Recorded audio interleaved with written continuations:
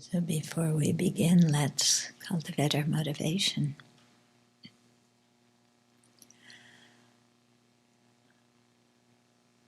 So when the Kalamas, the people in ancient India at the time of the Buddha, they had many different teachers coming to their place, giving them different teachings. And they got quite confused about who to believe and what to believe.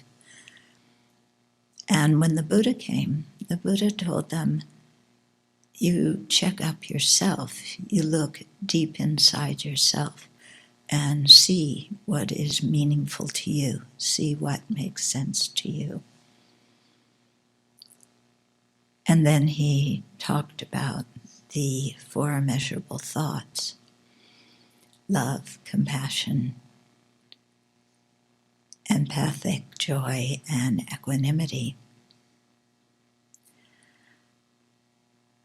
And so these four thoughts, I think all of us, whether we're religious or not religious, no matter where we're from or any other thing about us, all of us, I think deep in our hearts, we know that these four, especially the first two, love and compassion, are really valuable and beneficial. And when we look, our whole life is based on these. From the moment we were born, we experience kindness. Other people kept us alive because as newly born infants, we were totally incapable of caring for ourselves. So people took care of us and were kind to us then. They gave us an education. They taught us manners. All the skills and knowledge we have comes due to the kindness of others. The help we've received all along in our lives comes due to their compassion, their love. So I don't think it needs complicated logic or reasoning to know that these are good values to hold and good qualities to develop.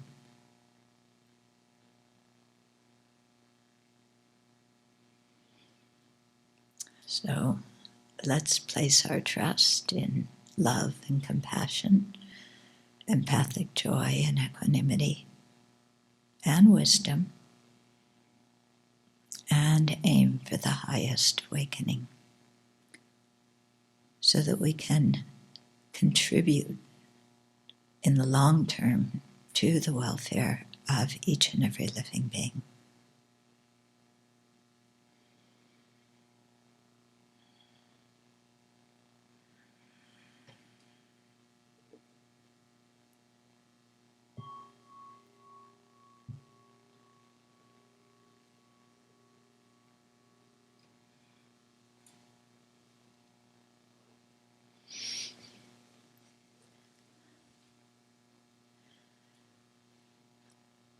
So many years ago, must have been in the early 90s, maybe some of you were there, His Holiness the Dalai Lama spoke at the Convention Center in Seattle. Any of you there? And he chided the media at that time because he said, if we really look around every day, people are helping each other. You know, people are extending kindness to each other. And yet the media doesn't report that. The media reports, you know, the nasty things that happen.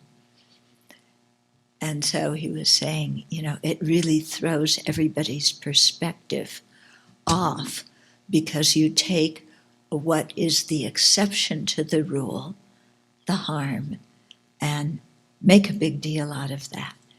And it just shows, he said, that we take kindness for granted and that is what is normal in society, so we don't even notice it. But it's important to notice it. Yeah, very, very important to notice it. Today, just before coming here, I received an email from a friend of mine who is working to, it's called Reimagining Dugyeling, the Tibetan settlement in South India. And he's working hard to, bring, food and water and so on, improve the conditions of the people there. And also to, create learning centers where people can learn the Dharma there, because there's some of the great monasteries there, but to really expand the range of their wisdom. And his email was about some doctors, I think some young doctors from the West and young doctors in India, who had gone to the nunnery in Mongot and treated the nuns for anemia. And anemia is a big thing if it's not treated properly. And it especially can affect your mind and your studies, because it can make you weak. And so these people went there and they were taking blood samples and so on and treating the nuns for anemia. And I read that and I just felt so happy. It's like, here are these people, they don't know the nuns. Yeah. As my mother would say, they don't know them from a hole in the head. My mother had some strange sayings. But it means, they didn't know the nuns at all, personally. And yet, out of kindness, they went there and treated the nuns. 54% of the nuns had anemia. 54%. Yeah? So, it just made me so happy. It was like one small thing, some small settlement in India. Hardly anybody in the world knows about it, but just reading what these people did made me very, very happy. Yeah, and it just reaffirms this whole thing that how we human beings, as His Holiness says, we are social animals, and we derive meaning in our lives through being of benefit and service to each other. So, helping each other, and how important that is, not only for the well-being of society, but for each and every one of us to feel good about ourselves. Yeah, to have self-esteem. Okay. That a lot of our self-esteem comes from not harming others and being of benefit. Mm-hmm. So it helps us personally, it helps society in general. Okay, so that's always important to keep in mind, and we generate this, remember this before everything we do. Yeah. So when you wake up in the morning, starting with tomorrow morning, or if you fall asleep in the teachings, if you wake up in the middle of them, then think, today I'm not going to, as much as possible, I'm not going to harm anybody. As much as possible, I'm going to be a benefit. And as much as possible, I'm going to cultivate this bodhicitta, the aspiration for full awakening, to be able to be of greater and greater benefit. Yeah? And make that the motivation for your day, and make that the first thing that you think about in the morning when you get up. Okay? Instead of, hear the alarm and then think, oh, where's my coffee? Because thinking that around here is useless. There is no coffee at the Abbey. Okay? But thinking about love and compassion and kindness when you wake up in the morning, that's beneficial. Okay? So, let's do this last part. of chapter 6, which was on investigating the teachings. So we're on the last section, which is called Being Practical. I like that.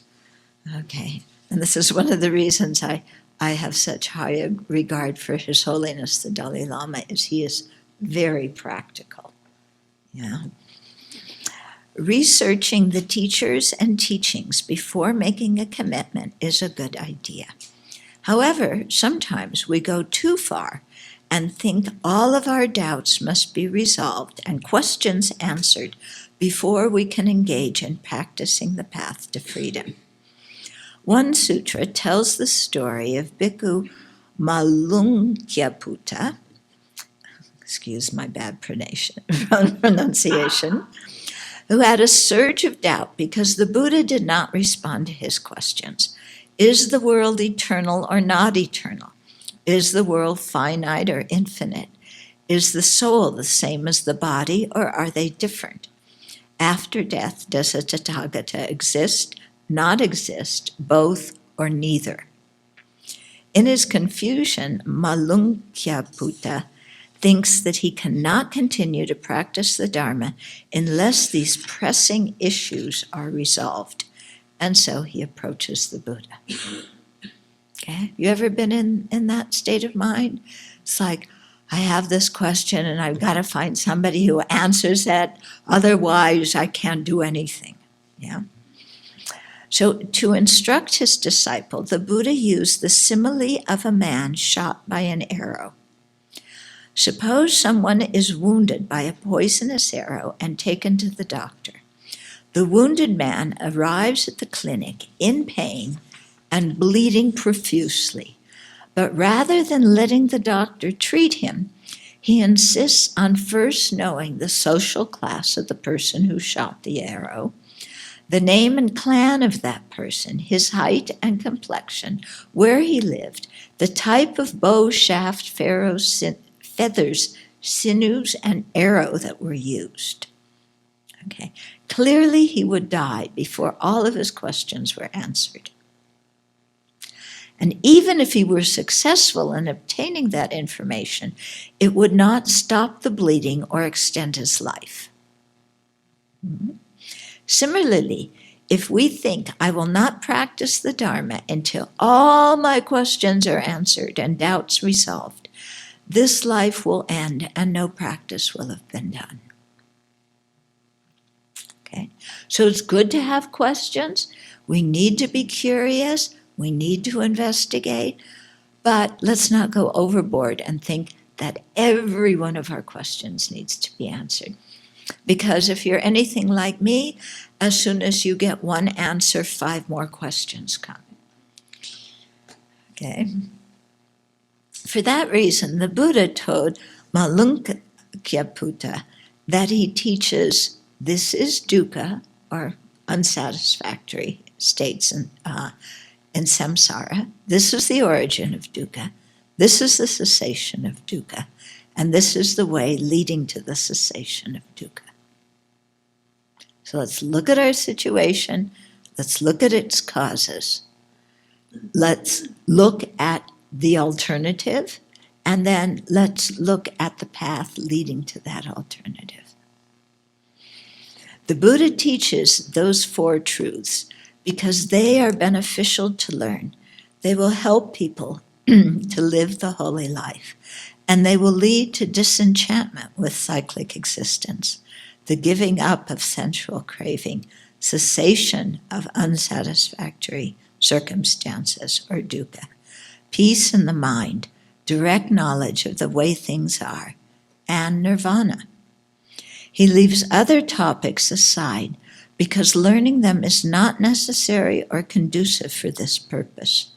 Whether the world is eternal or not has no relevance to the important task of eliminating mental afflictions and ceasing samsara. Yeah? Knowing the beginning of the universe, how wide the black hole is, all these things, that's not going to eliminate our suffering as human beings. Okay? It's interesting, but it's not going to eliminate our problems. Okay. The Buddha recommends that Malunkyaputta leave aside his questions and focus on the path that leads to liberation. In that way, Malunkyaputta will not waste time on senseless doubts. Like this, we should focus on what is important and not be distracted by pointless speculation. Will Mueller testify or won't he? Yeah. What is Don Jr. going to say? Is Eric really writing a book? Yeah, there's been some speculation about the title of the book. I won't tell you. But, these are not the crucial things that we need to know in order to cease our misery. If we do not instantly understand a Dharma topic, we can temporarily put it aside and focus on those Dharma topics that help us here and now. Later on, we can return to those other topics. Not all of our questions can or will be answered at once. Let's be practical and remove that poisonous arrow of the afflictions before it takes our life. In this chapter, we have learned the criteria to discern reliable teachings. Now we must study those teachings and understand them as they are meant to be understood. This may entail looking beyond cultural overlays and detecting the point of a story or analogy. So it's very important, I think, for those of us, coming to Buddhism, not having grown up in a Buddhist culture or a Buddhist family, to recognize that we're dealing with cultural issues here, not only philosophical things, but also cultural, okay?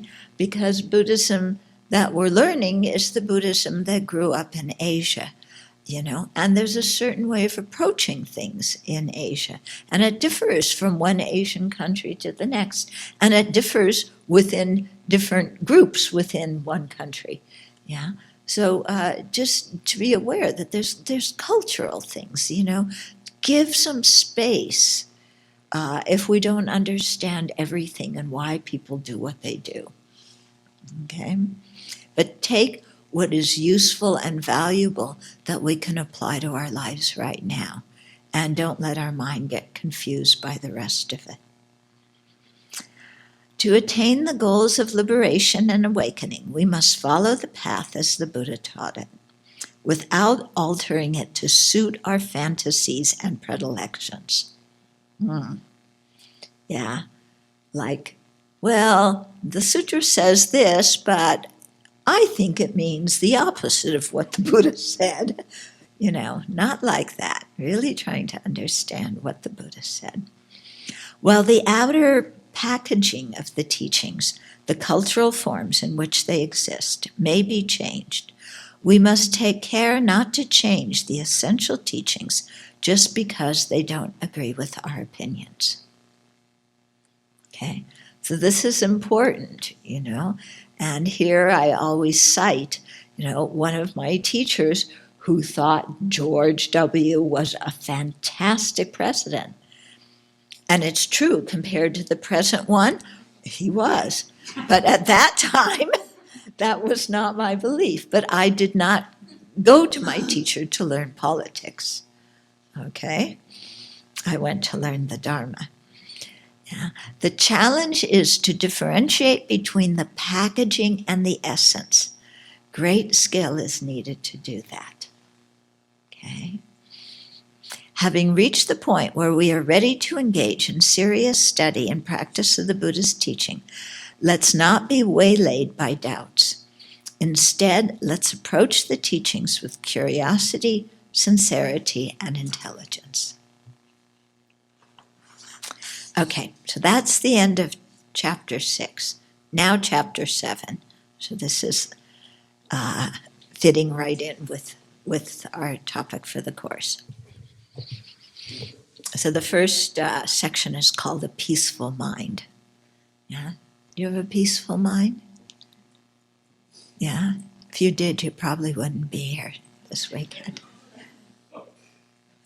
Yeah? Is your life totally satisfying?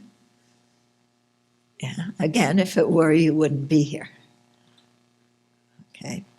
So we're all seeking something.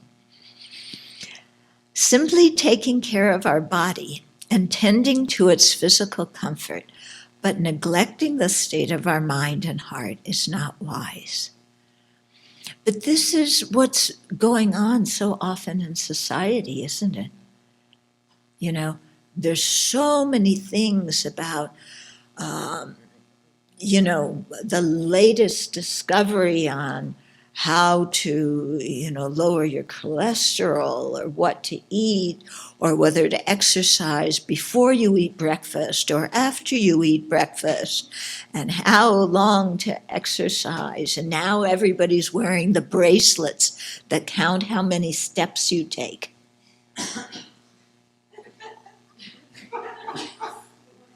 Yeah, I think if you sway side to side, it counts those as steps, doesn't it?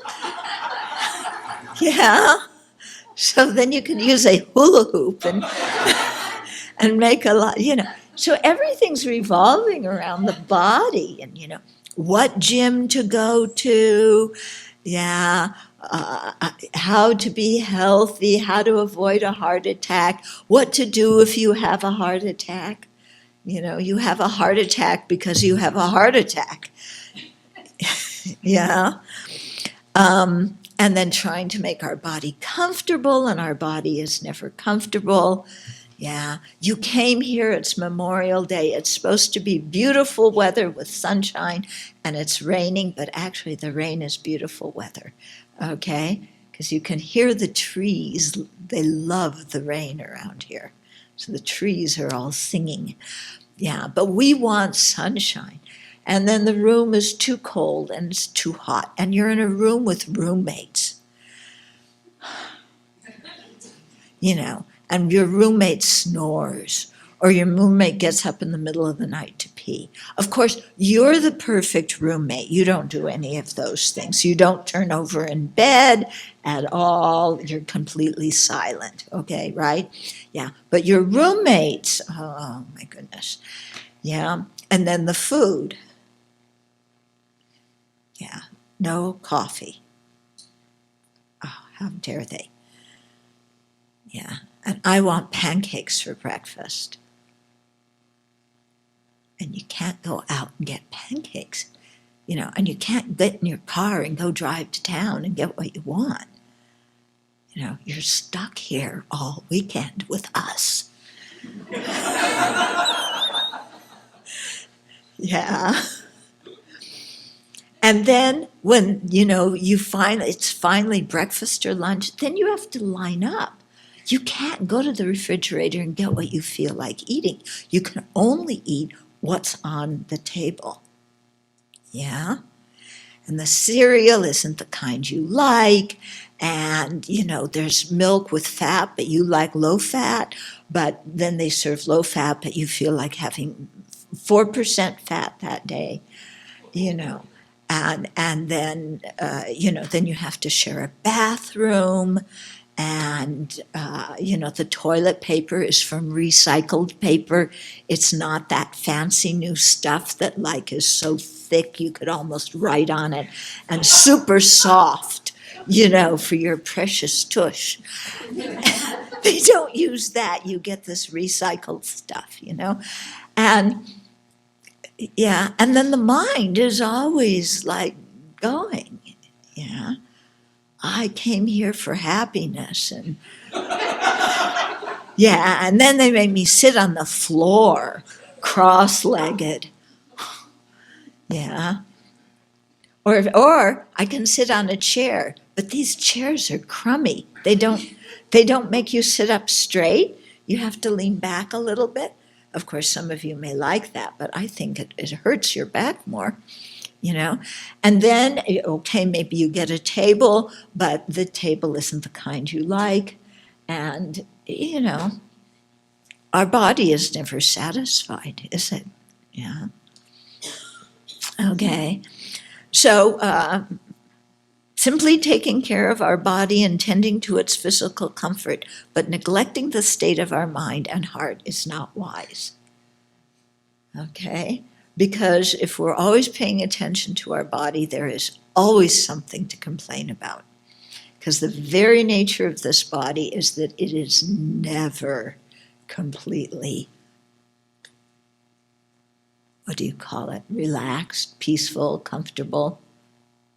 Yeah. And the thing is, if we work on our mind and transform our mind, then, wherever we go, whoever we're with, we can have inner satisfaction and peace. But if we're just looking for physical comfort, forget it. Yeah, it's not going to happen. But we keep trying. Yeah, we keep trying. We're like the mice, peck, peck, peck, peck, peck, peck. No rice, peck, peck. No rice. Peck, peck, peck, peck. No rice. Well, I saw somebody else get some rice. How come I'm not getting any? And you wear yourself out, pecking, wondering when your rice is going to come. Yeah. And instead you get quinoa, if you get anything. Okay. Just as we nourish our body and care for its health each day, we should also invest effort and time into cultivating our mind and ensuring its spiritual health. Doing so will bring us great peace and happiness now as well as in the future. Whether or not you accept future lives, counteracting disturbing emotions and cultivating our good qualities are still extremely important. Don't you think? Yeah? Whether you believe in past and future lives, isn't counteracting ignorance, anger, and attachment something that will benefit you now? Yeah? And benefit the people around you now? Yeah, whether or not you believe in past or future lives, developing love and compassion, won't that make you happier inside yourself, and won't it make your relationships better? Okay. We are all subject to frustration, disappointment, and loss in life, as well as to aging, sickness, and death. Such conditions plague us simply because we are human. No external method to eliminate them exists. Okay. But look what we're doing in our society. We keep looking for external methods. Yeah. We think if we can just change the genes, then it'll be perfect. If we just find the right area in the brain, and give it a little bit more dopamine or serotonin or something, then happiness will come. We're always looking externally. Where's the happiness pill? Okay, but nothing external to our own mind exists that will bring us ultimate peace. Yeah? It hasn't happened before, has it? Yeah? Do you know anybody who's completely happy? Yeah? If you think of everybody you know, everybody that you hear about on the news, are any of them 100% happy and content? Yeah? No? Okay. So such conditions plague us simply because we're human. No external method to eliminate them exists. The only way to face these trials gracefully and lessen the suffering that accompanies them is to prepare for them by transforming our mind. So work on what's going on in here. Okay. Then, when such inevitable sufferings come, we will be able to handle them more easily, with less anxiety and fear, and even with some joy at the special opportunities they provide for our spiritual development. Okay?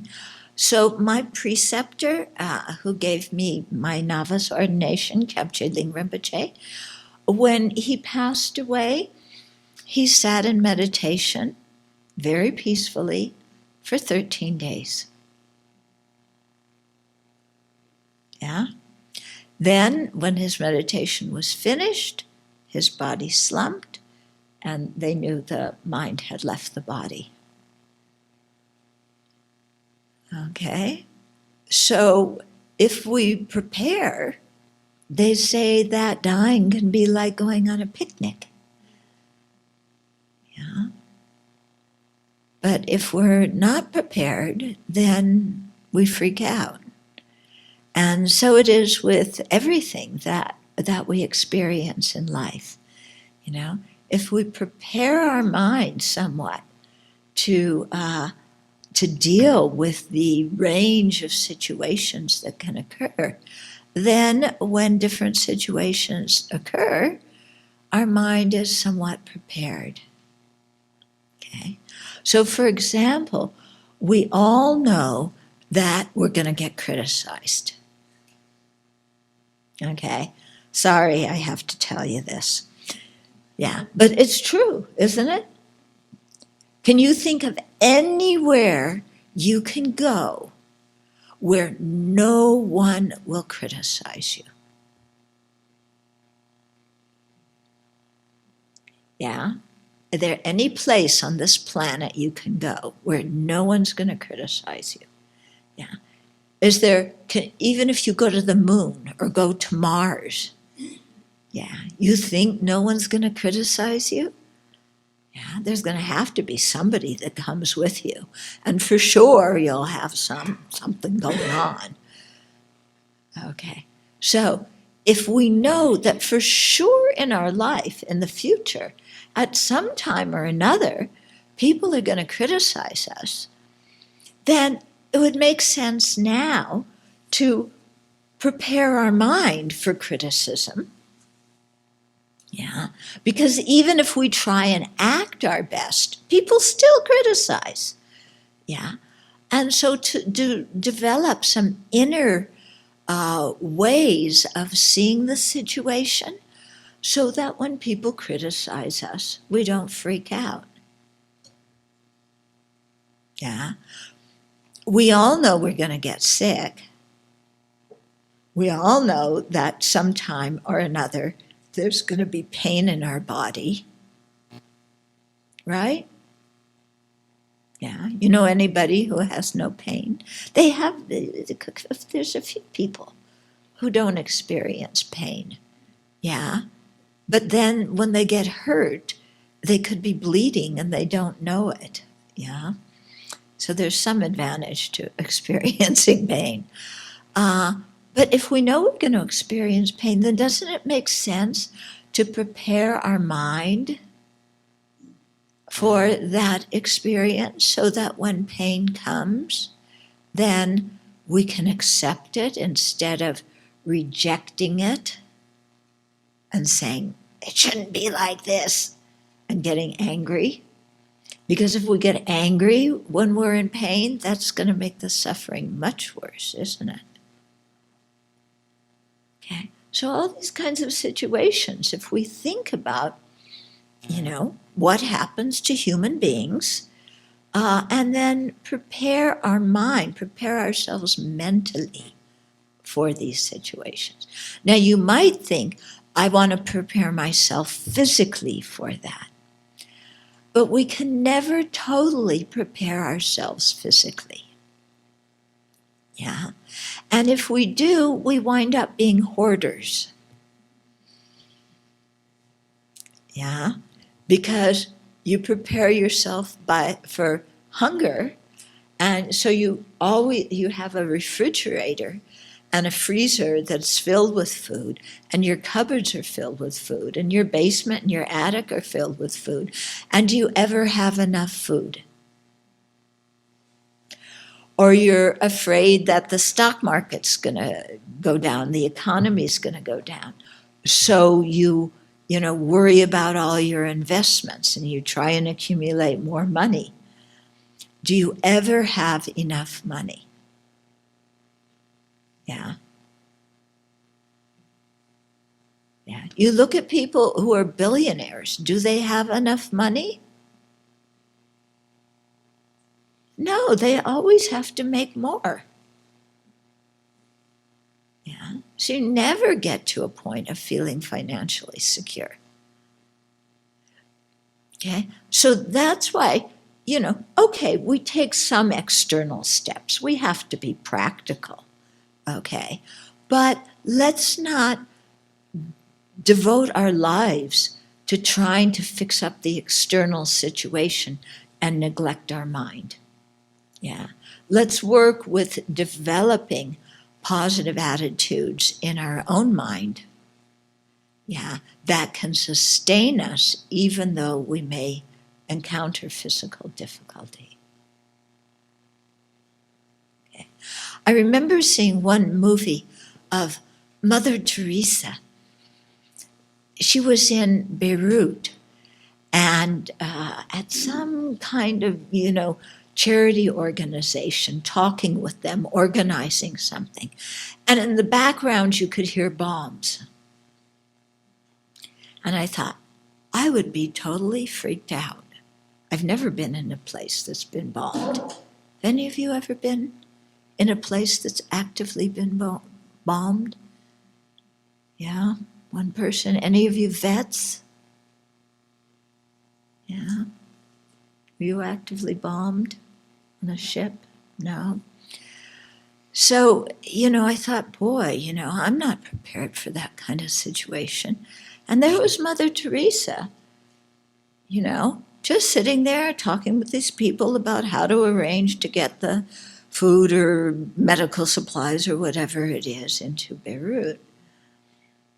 And she wasn't freaked out. And I was thinking, boy, I don't know that I could do that. And so it's like, okay, you need to prepare our minds because we don't know what we're going to encounter in life. Yeah. So if we have a mind that's prepared, then we don't need to feel anxiety. Yeah. So I'm not trying to say this to make everybody anxious. Oh, I got to prepare for everything because there's suffering around the corner. God, I came to this Buddhist thing to feel peaceful and now I'm so anxious. No, that's not the purpose of what I'm saying. It's, let's do some inner work so that no matter what we wind up experiencing in our life, we can, be alert and be kind. Mm-hmm. Yeah. So my practice, one thing that I'm learning to do is when I travel on a plane and the flight gets canceled or delayed for 10 hours, not to freak out. Okay? Yeah, so I'm not in Beirut with bombs falling around me, but okay, I have to work with that. Yeah, so we all have our own things that we work with, isn't it? Mm-hmm. Okay. Medical researchers are taking more interest in studying emotions because they see there is a relationship between positive emotions and good health. Having a positive attitude sustains good health, as well as increases our ability to heal after injury and surgery. And it helps your immune system too. Destructive emotions such as anger, fear, and anxiety can eat away not only at our emotional well-being, but also at our health. The link between these emotions and ulcers, high blood pressure, and so forth has long been known. Some scientific studies have found that destructive emotions weaken our immune system while constructive emotions boost it. Okay. Constructive emotions help people better weather the natural process of the body's aging and eventual demise. People with a positive attitude are able to face these events with inner balance and acceptance.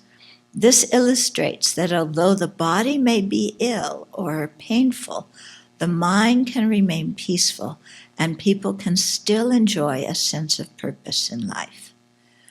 My mother, His Holiness says, was a good example of this. She experienced many hardships, including fleeing her homeland and becoming a refugee, but she maintained a positive and kind attitude throughout. Due to this, she was appreciated and loved by others. Yeah. And he often compares this with his father, who apparently had a temper. From the time we are born, constructive emotions affect our physical, social, and emotional development. Studies have shown that when infants receive compassionate care from their parents or caregivers, it facilitates the proper development of their brains. We all know from our own experience that a child who is treated with kindness and compassion has more self-confidence and better relationships with others. Okay. So does that mean that if you didn't have a perfect childhood, that you're now defective goods and that you have a right to complain about the world? Oh, really? Okay. No, okay, we had childhood experiences. They are not happening now.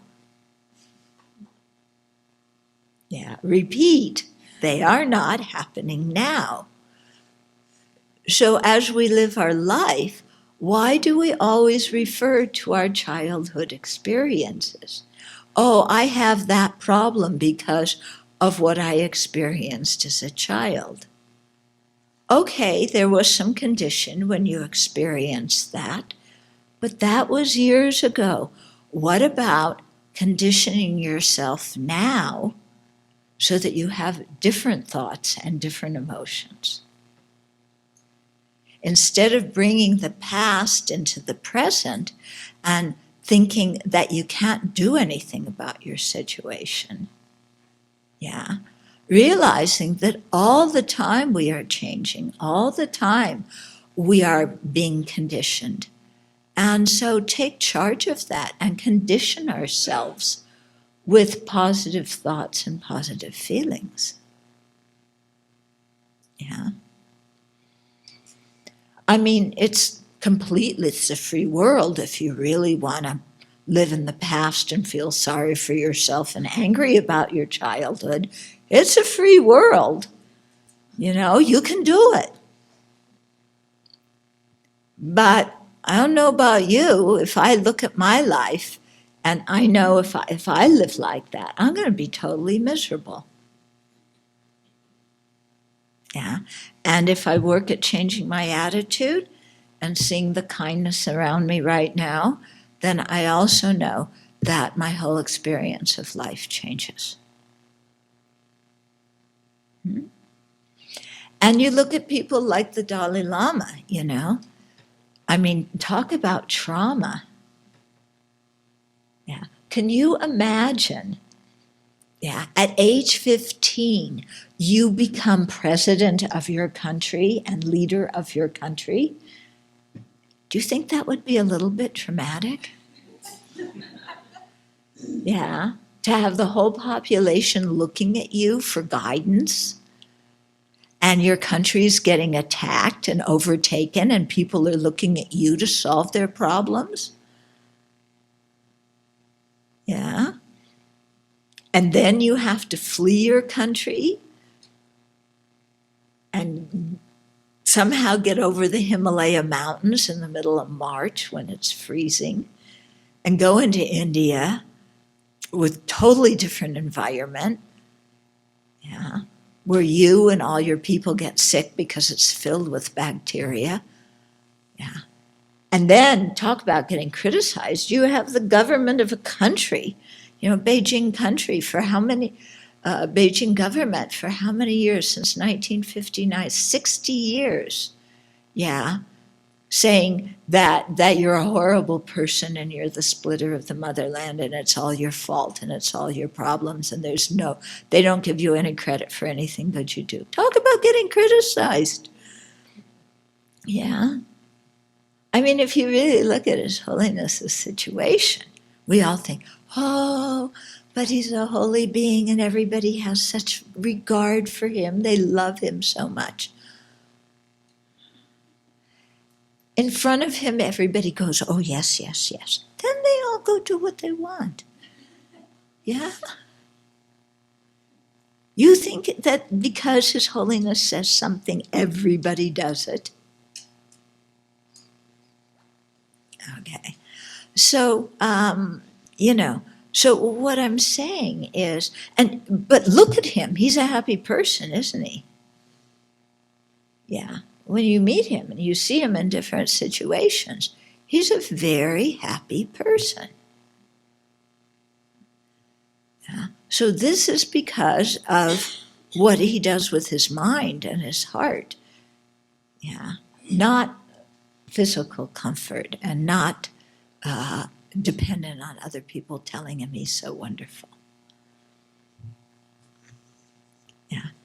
In fact, I think it's probably must be very boring. All these people telling you how wonderful that you are and, oh, you're like the Buddha, and then they go off and do whatever they want. I think that must be very difficult. Okay, so what we've got to come back to is what's going on in here. Sometimes we think that animals and insects may be happier than we are. They have no fears of layoffs at work, no financial woes, no broken relationships. This may be true, but their lack of anxiety is not due to spiritual practice and mental transformation, but to the clouds of ignorance and confusion that obscure their minds. There is nothing to admire about this state. Contrary to the popular saying, ignorance is not bliss.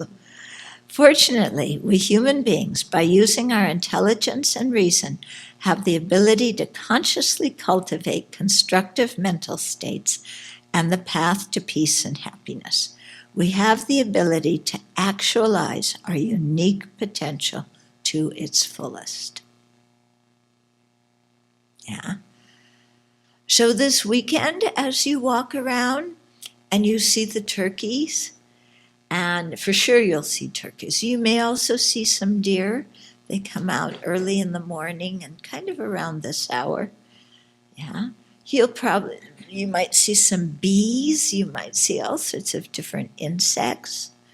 Yeah, lots of different kinds of birds. Yeah. And just think, do they have a chance to actualize their potential? Do they have a mind with intelligence that can really think clearly and discern what to practice on the path and what to abandon? Yeah. Can they learn how to develop love and compassion? Can they keep good ethical conduct? Yeah. Watch the turkeys. Especially now it's mating season. They're a little bit crazy. It's a little calmer now. But boy, a couple of weeks ago, they just go crazy. They're pecking at the windows because they see their own reflection in the windows, and then the boys are fighting and they're all puffed up with their feathers, and the girls totally ignore them, and it's like they're trying to invite somebody for a prom date, and they all walk away, and they're really unhappy, isn't it? Yeah. Yeah, just like us. Okay, but we have the fortune of having human intelligence and the ability to understand, the ability to actually transform our own mind. Yeah. We keep telling those kitties not to chase the mice. Yeah, because the mice want to live as much as they do. Kitties don't care. Yeah. We tell them not to kill the bugs that come in the house. They think the bugs are fun to play with. So we're very privileged to have human intelligence. It's important that we use it wisely. From the beginning of the Buddhist path to the end, each practice is aimed at developing virtuous qualities of mind. The qualities we attain through disciplining and cultivating our mind are vast and extensive, as illustrated by sincere practitioners and highly realized beings. For our spiritual practice to bear good results, kindness, tolerance, and compassion for other sentient beings are essential. Yeah. All religions say that. Do we practice it? We think people should be kind and tolerant and compassionate towards us. We think those are definitely good values, and other people should definitely practice them. Right? But for us to practice kindness and tolerance and compassion, first you do it towards me, then I'll be nice to you.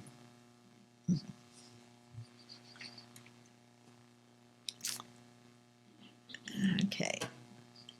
Practicing any spiritual path motivated by habitual self-absorption won't do, because that attitude is a principal cause for our unhappiness.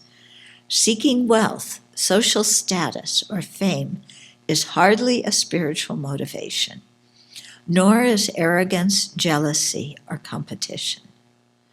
To progress on the path to awakening, we need to begin with and maintain a sincere attitude that deeply cherishes others and that cares for ourselves in a healthy way, without being either self-indulgent or self-denigrating. Okay? So the path isn't about ignoring ourselves.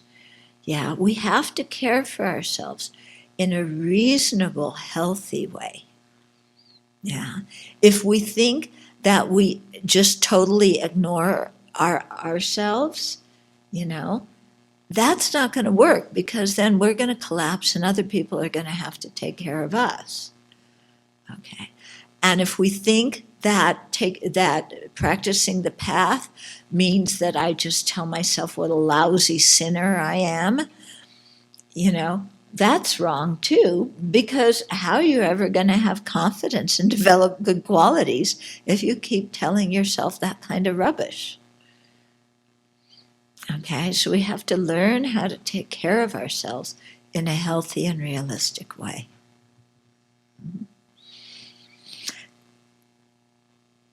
Okay. Such a mental state is necessary both to live happily in this life and to make our spiritual practice effective. This is because our motivation is the chief factor determining the long-term results of our actions. In this chapter, we'll learn contemplations that lead to a compassionate attitude and altruistic intentions, and then we'll discuss mind training, a skillful method to help us maintain a compassionate outlook even in the face of adversity. Okay, that's the first section. Now we're on the section called The Importance of Motivation. Yeah, which all of our teachers stress so much. Our motivation's really the key. The Buddha Dharma is a method to train our mind that aims at eliminating afflictions, disturbing emotions, and incorrect views. Nirvana is true freedom, the elimination or cessation of these afflictions and of the dukkha or unsatisfactory conditions that they produce. Our physical, verbal, and mental efforts directed towards this goal of nirvana are included in Dharma practice. What is and is not Dharma practice is determined by our motivation. Whoa! Yeah, we usually think what is and is not Dharma practice is determined by whether I look holy to other people or not. Yeah, so we all want to go look holy. Not too holy, kind of, but sufficiently holy without looking like a phony. See my little halo? Okay. A spiritual motivation must be different from our ordinary wish to seek well-being by way of possessions, money, reputation, and the sweet words of our loved ones. In short, a spiritual motivation must go beyond seeking the happiness of only this life. Okay? So the happiness of this life is fine, but when our motivations are focused only on the happiness of this life, then we really limit ourselves. Okay? Because how long is this life going to last? Yeah? And we work really, really hard for the happiness of this life, and we're not even sure we're going to live long enough to experience it. Mm-hmm. So there are 3 levels of Dharma motivation that correspond to the 3 capacities of practitioners. The first seeks a favorable rebirth. The second aims for liberation from cyclic existence. And the third aspires for full awakening in order to benefit all sentient beings. We may wonder, but what about the happiness of this life? Because that's my primary concern. Yeah, after all, aren't I supposed to be in the present moment?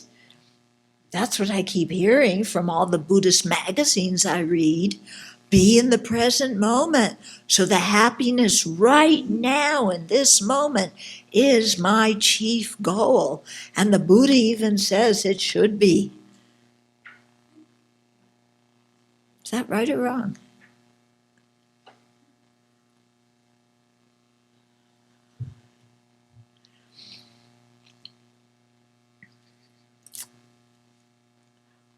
So what about the happiness of this life? Everyone wants that. That is true. But we often employ misguided means in our attempts to be happy and wind up creating more causes for misery instead. Okay. When you look at your own life, you kind of take a little life review and think of all the different things that you've done in an attempt to be happy. And to what extent have those things brought happiness? And to what extent have they created misery in your life?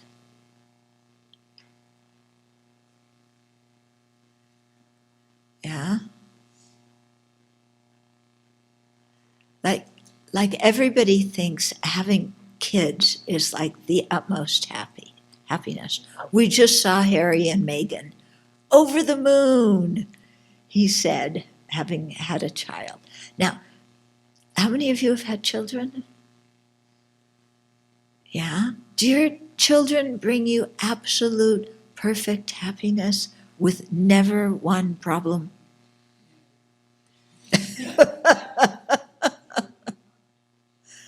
Scott, you have adorable daughters. What do you think? They make me happy every day. All the time. All the time. Right, yes. I can tell you stories. Yeah. So, or you work hard to have a career. And you think, about you're going to advance in your career stages. Huh? And so you've advanced some from where you started. Have you arrived at ultimate happiness in your career yet? When you look to those who are senior to you in the career, do any of them have 100% total happiness? Okay. Do your efforts at career satisfaction sometimes bring you misery, like working overtime? Yeah, because if you're going to advance, then you better work overtime. Yeah, and if you get the promotion, which is so much happiness, then you get the privilege of working 12-hour days. Isn't that wonderful? You're so lucky. Yeah.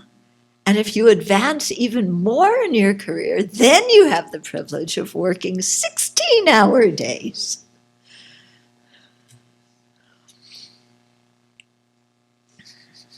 It's true, isn't it? But if you really get to the top, then you can sit back and watch yourself on CNN all day. Yeah, surely that's going to bring ultimate happiness, isn't it? Yeah, watching yourself on TV. Not on CNN. Fox News.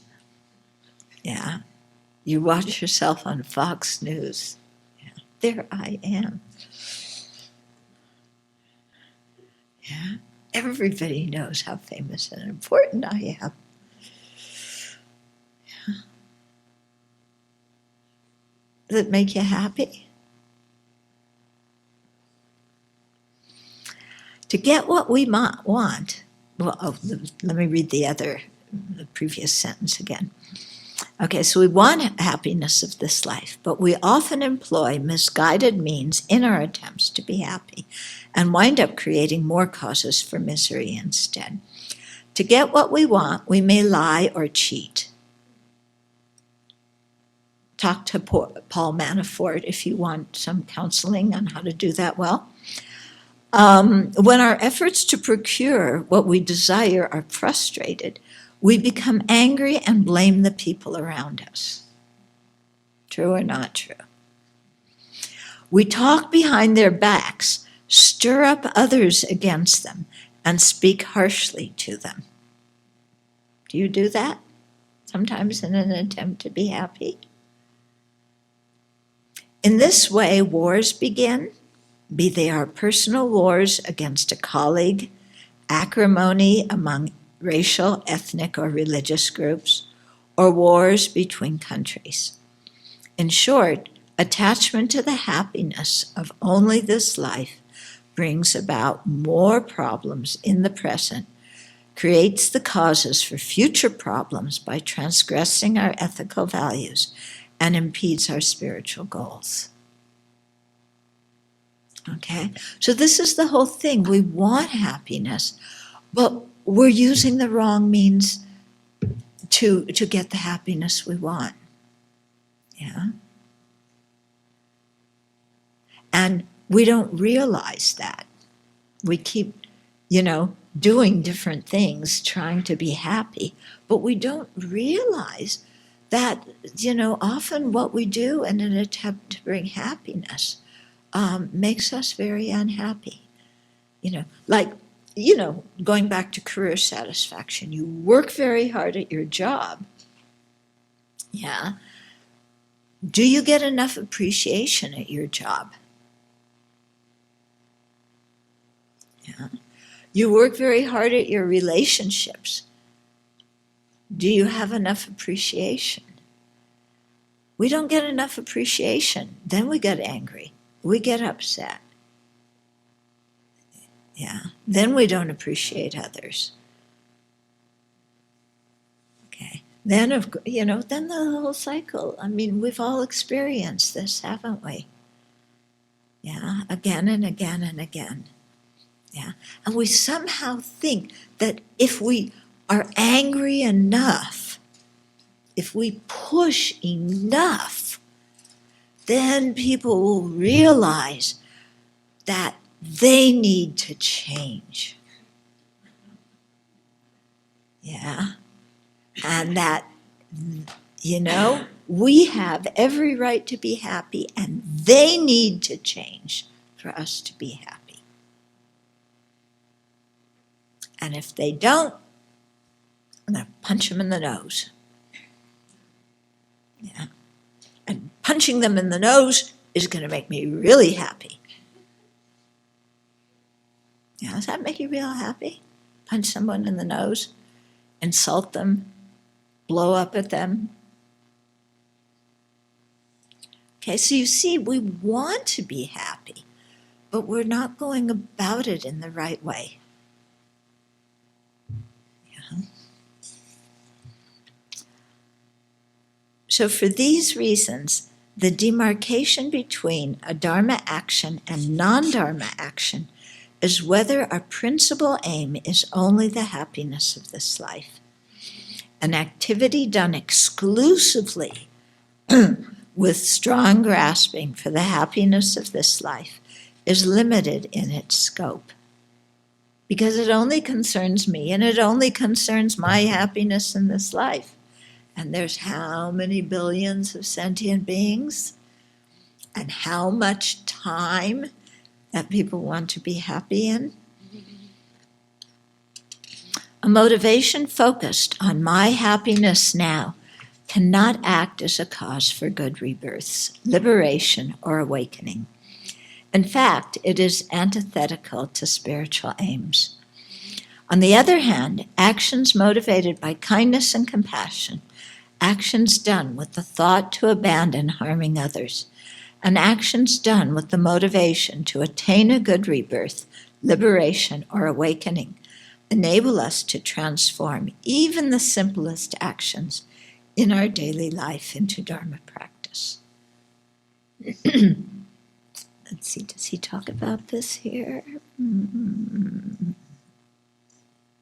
Oh yeah, later. So I'll wait until he talks about it, then I'll comment.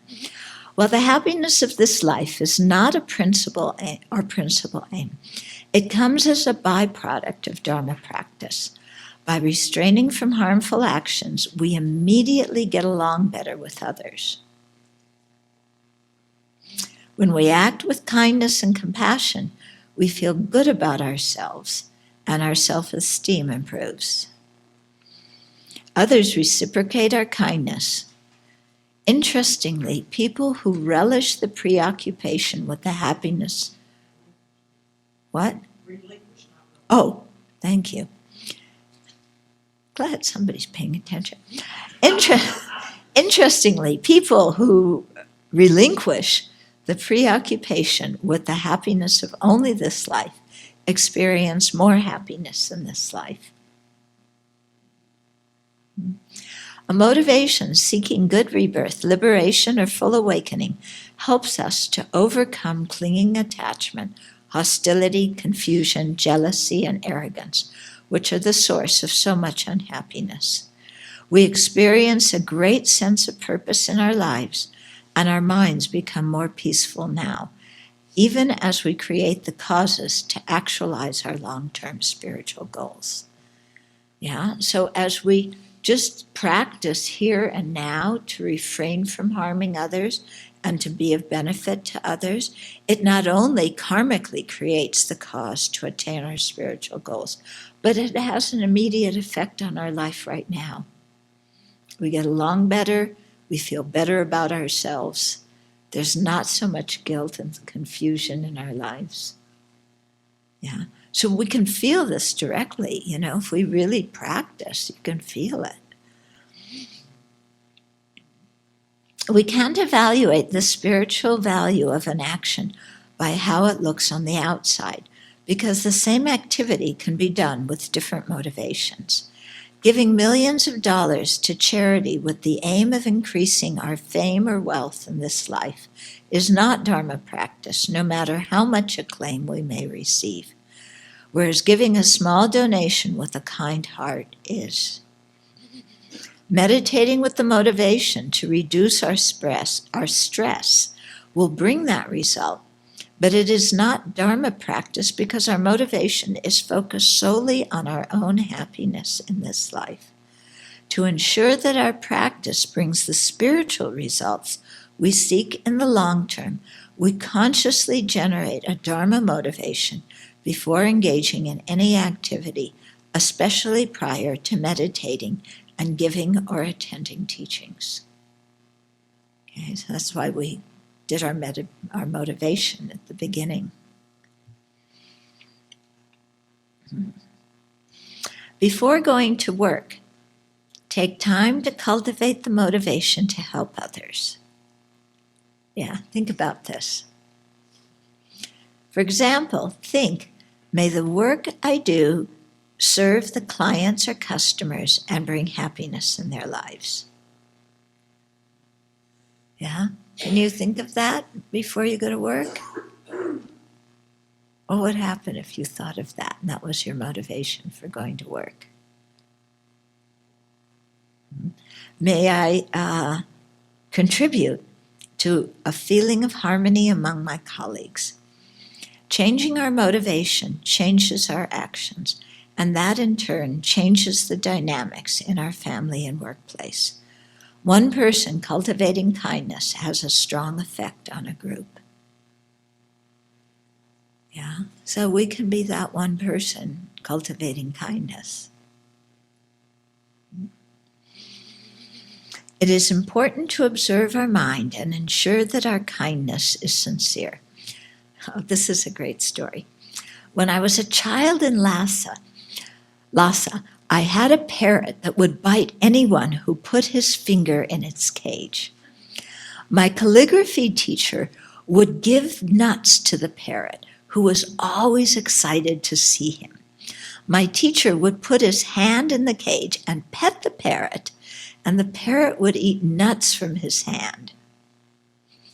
I was jealous and wanted the parrot to like me just as much as it liked my teacher, so I gave it some nuts. The parrot took them to the other side of the cage and ignored me. It knew I didn't have a good motivation. One day, I was so angry when the parrot didn't respond to me that I hid it. Afterwards, whenever I came near, it would cry out in fear. Even animals know if we're hypocritical or if we're sincere. Mindfulness and introspective awareness are indispensable to maintain a compassionate motivation, or a motivation that looks beyond our immediate gain. Because we have strong habits underlain with the thought, I want what I want when I want it, we need to continually reinforce mindfulness of our values so that we act ethically. With introspective awareness, we monitor our physical, verbal, and mental actions to make sure they correspond with our motivation. So it's not just generating the motivation and then doing whatever we want. It's really paying attention. In this way, we treasure, protect, and enhance our noble motivations so that they will manifest in constructive actions. A good intellectual understanding of the Dharma path helps us refine and improve our motivation. Although conceptual knowledge is not the final goal of the path, it gives us the tools to begin to counteract corrupt motivations. When we feel lazy, we will know to meditate on impermanence and the unsatisfactory nature of cyclic existence to instill a sense of urgency to our practice. If we are angry and upset, we meditate on love or fortitude to calm and center ourselves. So the Dharma teaches us the methods on how to cultivate a good motivation and how to overcome the destructive emotions that act as obstacles to having a good motivation in our life. Okay, So questions or comments? I was going to comment when you were talking about who has children and do they make you happy all the time. My child has made my life so much happier. I mean, she's obviously not perfect, neither am I. But when you can put your heart into something, it's the best example I have. When you can put your heart into something, and it is that cultivation of someone else that has brought me so much happiness. And I can't really compare it to anything else on this planet, but it's taught me so much about life. And I just wanted to comment because there's a flip side to the tantrums or whatever it is that kids do, and I'm a little scared about the teenage years. How old is your child now? She's 7.5. Oh, okay. And she's not far past that, worth her weight in gold. You can't even put a value on it. So, yeah, just wanted to share. Yeah. Yeah. So raising a child, it's happiness and misery, both. Yeah, isn't it? I mean, you woke up in the middle of the night and were sleep deprived for a number of years. Yeah, it so much outweighs it that I don't even see it that way. Yeah. Yeah. Very good. You're fortunate. The section about animals, right, reminded me of a conversation I had with someone who's not Buddhist, who at first was asking me if animals are closer to the state that a Buddha would want us to move towards, because they're always in the present moment, they're not ruminating. That was one aspect. And then, then we talked about motivation and the value of human intelligence. And then she said, she didn't buy it, She said that she feels that animals are part of this ecosystem that, they do things that naturally benefit the ecosystem, whereas humans are so unkind and we destroy the earth and so forth.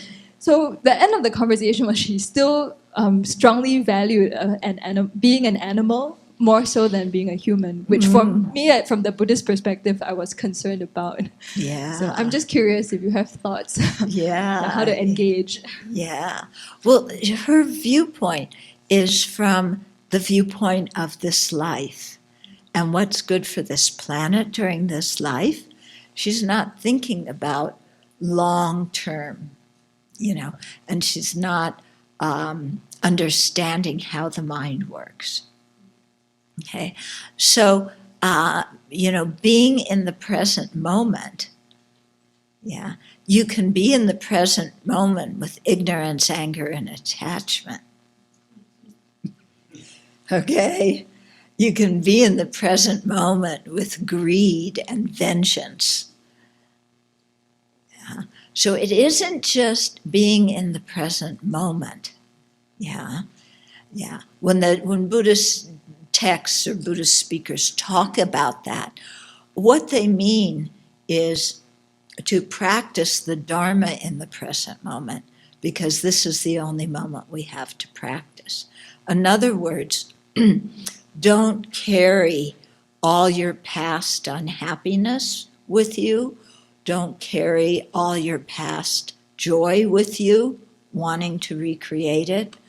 Don't jump to the future and think of things that are better that you're going to get, because that will fill your mind with envy and craving. Don't look to the future and think of all the things that could go wrong, because then you'll fill your mind with anxiety, which is quite useless. Yeah. So being in the present moment means being kind, being wise, paying attention, connecting with people, making your life meaningful right in this moment, not tomorrow, Okay. So that needs to be understood correctly. Otherwise, just experiencing every moment, I drink my water, and that's so delicious water. Is that going to help me get enlightened? Yeah? Is that a virtuous attitude that is going to make me kinder or wiser? No, it's just, it's delicious water, great, and it's over in the next moment. Okay? So, we have to understand what being in the present moment actually means. Okay? Then, in terms of the things, she's right about, in many ways, human beings destroy the environment, destroy other living beings in ways that animals don't. Animals usually just kill either if they're threatened or if they're hungry. Human beings kill for all sorts of reasons. Many of them totally ridiculous, or for sport, or who knows what. Okay? So that part of what she says is true. But a human being has the intelligence to realize what they're doing wrong and how they're harming. An animal doesn't have that intelligence. The animal can just think about what I need, what I want now. Yeah. So that's why they say having a human body that supports a human mind with human intelligence is so precious, because we have that ability to think about these things. Does that answer your question okay? Mm-hmm. Our friends from Singapore are asking how to create a good motivation when you have laxity in the mind in the morning. How do you remove that obstacle? You have a good cup of coffee. Yes.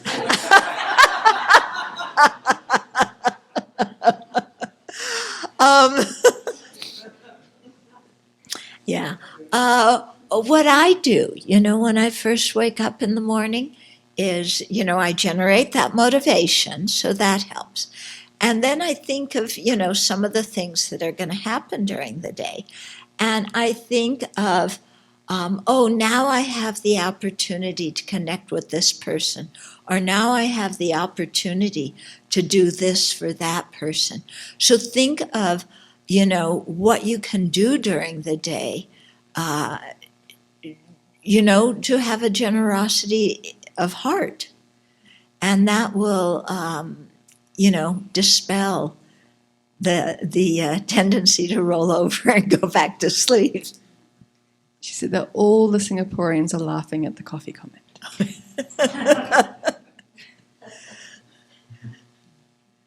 Are they missing coffee? They don't drink. They aren't coffee addicts. They are? Yeah? Oh, okay. And you have your coffee. You don't have Milo first thing in the morning? Oh, okay.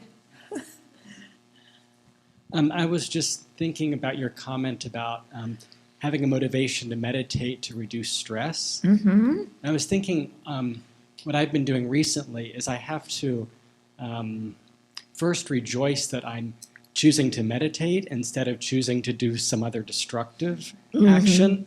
So to not criticize myself, thinking that, this isn't Dharma practice, because I'm thinking only about reducing my affliction. Mm-hmm. So I guess I have a little bit of confusion between if you're meditating to work on an affliction, like I'm thinking stress, I would think that is Dharma practice. So I guess could you clarify how you meant that? How I meant that is if you think, I'm so stressed, I'm so miserable when I'm stressed, meditation will help me become unstressed. Okay? So I'm going to meditate. So that's good, and your meditation helps you, and it calms you down, it makes you live better through the day. Yeah. But do you have a motivation to abandon negativity and create virtue for your future life? Do you have a motivation to attain awakening for the benefit of all living beings? So, abandoning stress is something good, but there's many reasons you can have for abandoning stress. Okay? So it's like eating breakfast. Eating breakfast is good. You can eat breakfast with and inhale it. Yeah.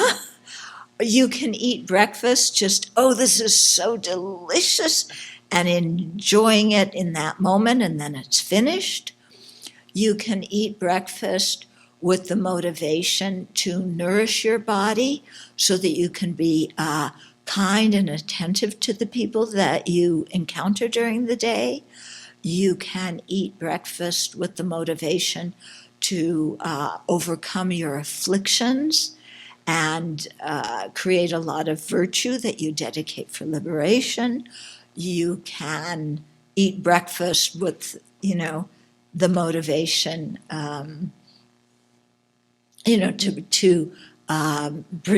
to preserve your life so that you can work towards full awakening. And so this is, the prayers, the different recitations that we do before we eat, they're all designed to help us refine our motivation, because we're all going to eat. So the action's the same. So then it's just how to transform the mind that makes the action different. So I just want to make sure that I understand what constitutes Dharma practice is essentially, from what I'm understanding, is any action taken that is for the enlightenment of yourself, for the benefit of sentient beings. Is that what constitutes Dharma practice? That's the best motivation for Dharma practice. But even the motivation to have a good rebirth in your next life, that's also Dharma practice. It's not concerned with enlightenment, it's not concerned with the welfare of other living beings, but it's still a good motivation because it's looking beyond just, I want what I want when I want it. Isn't it selfish? Yes, but it's a good kind of selfish. Because it's better than the selfishness of I want what I want when I want it. Because if you care about your future lives and you want to create the causes for good future lives, then you're going to abandon actions in this life that harm other living beings. Okay? So that motivation leads you, to stop harming this life. It leads you to practicing generosity and ethical conduct in this life. And that's all beneficial stuff, isn't it? Or another response, the question of, if we wake up on the wrong side of the bed, how do we create a good motivation when we're so emotional? When we're what? So emotional. Okay, get up, go back and get up on the other side.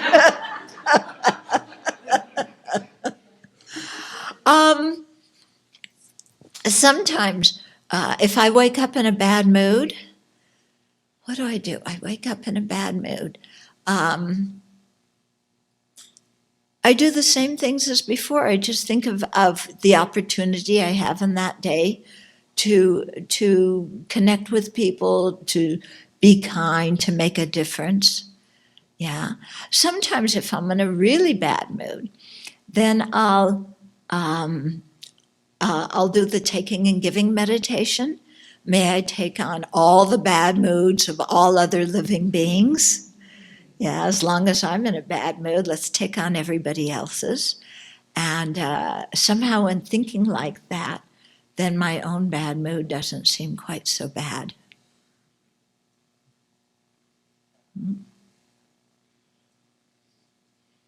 Yeah.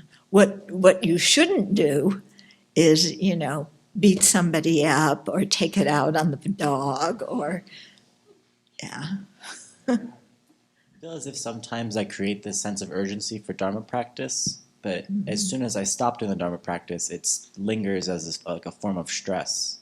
I must be doing something incorrect if it's lingering as stress afterwards. Wait, so you have a sense of urgency, you do some practice. And then I stop. You mean you stop for the day because you finished your practice, or you just stop doing what you've been practicing reliably and then you just stop? Which kind of stopping?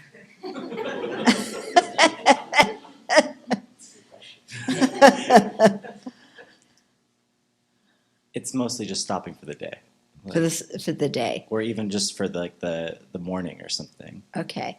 And so then when you get up from your cushion, then you feel stressed. Yeah. It's not so much immediately after I get up. It's like later on when I'm doing something that's very neutral or even non-virtuous. Like now I'm like, oh, now this kind of urgency that I had for practice earlier is suddenly a form of stress. Oh, because you're doing something that's wasting time or being non-virtuous, and then part of your mind is saying, oh, you should be practicing the Dharma. Naughty, naughty, naughty. Like that? Yeah, I mean, I just tell myself that progress is progress and then let it go. But is that really what to do? Yeah, I think rejoice at what you did. It's very important when we do something virtuous to rejoice about it instead of always beating ourselves up saying, well, you did something good, but you should have done more. Yeah, it's just be content with what you did. Give yourself a pat on the back. Rejoice at it. Okay. Okay. That's why sometimes it can have, you'll notice around here on the some of our mirrors, we have a little quotation by Lama Yeshe that says, good enough, dear. Yeah? And this was what Lama was always telling us, instead, when you do something, whoever you are, whatever you do, whatever you have, it's good enough, instead of always, I should be better, I should do better, I should have more, I should. Yeah. Yeah, so you have to practice saying, good enough, dear.